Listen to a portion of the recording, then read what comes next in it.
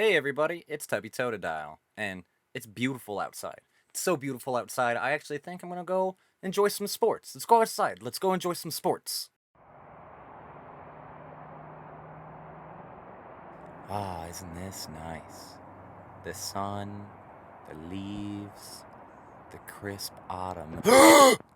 Man, I really wanted to play some sports ball. That's okay though, because we have the power of video games.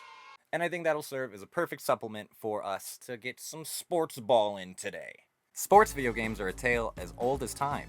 What I really enjoy about sports video games too is you don't necessarily have to be a fan of the sport or anything, you can just kind of hop in and have a good time and play some sports ball. If you couldn't tell, I'm definitely not the most athletic type.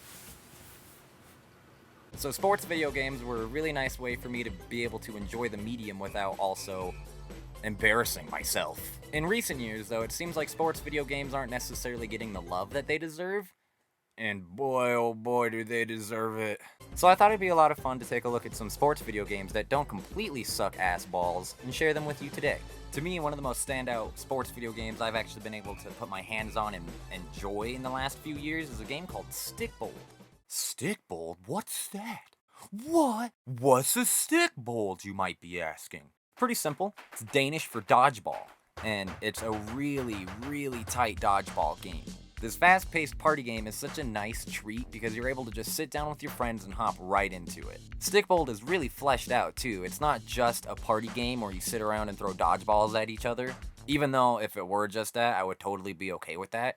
It also comes packed with the story mode and loads of unlockable characters, which is really nice. It makes this small game feel full, which is something I feel like a lot of more recent games are missing. They create these huge games, but then they don't fill them. They don't feel full. Another really cool thing about Stikbold is that it was made by a really small team at Nordic Game Jam. The tight controls and good visuals really give you an idea of what a small team can really accomplish if they put their mind and heart to it. I'd say it's relatively similar to Mario Kart, where you gather all your friends expecting to have a really good time, and you go in there and you all leave screaming at each other. It's great. Tired of dodging balls? Alright, let's go dodge some trees. Snowboard Kids is a game that I have very fond memories of. I remember going to Hollywood Video with my mom and my brother, and we'd stand around and look at games, and that one was always so appealing. The art style was nice and cute, and it was just this open, inviting winter wonderland. And playing the games recently, I gotta say, they definitely hold up. The premise with Snowboard Kids is incredibly simple. Your kids, and you snowboard. Not too hard to get. Snowboard Kids is very similar to that of Mario Kart. Everybody picks a rider, you pick a map, you start racing each other. There are power-ups you can fuck each other up with. It's pretty cool. One thing for me though that's a standout from the Mario Kart series is there's kind of like a story mode within Snowboard Kids. And that story mode really adds a lot of character and charm to each of these kids that you have the option to ride down the mountain as. Wow, that sounds really fucking weird. You get my point. It's really nice to have that world building, kind of relationship building. It just adds that zest to the characters. I love it. Yes. I'm sure some of you are thinking to yourselves, well, I don't like stupid kids games. I don't play kids games. I don't like kids games. Bam! Blitz the League, NFL Street. Are these adult enough for you, fam? These games I kind of like to group into a sum, and I kind of call them like sports satire or sports parody games.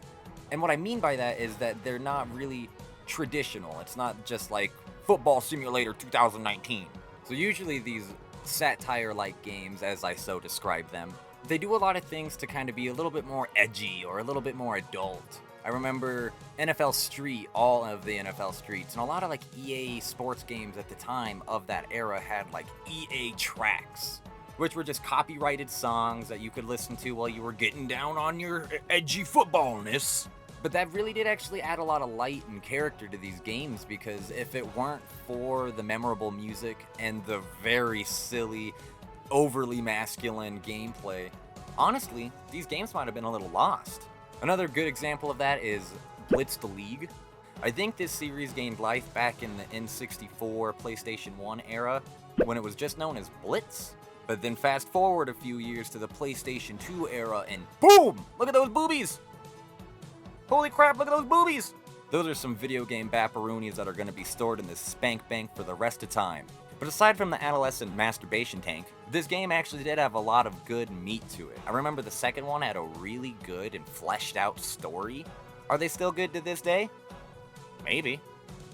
Do I still slap around my meat at those polygonal boobies? Maybe. Alright, let's stop talking Pornhub, let's start talking more fun. Mario sports games are good, damn it. They are. It's Mario, okay? They're fun, and it's fun to play as Bowser and beat the shit out of tennis balls, and Mario sports games are good, okay?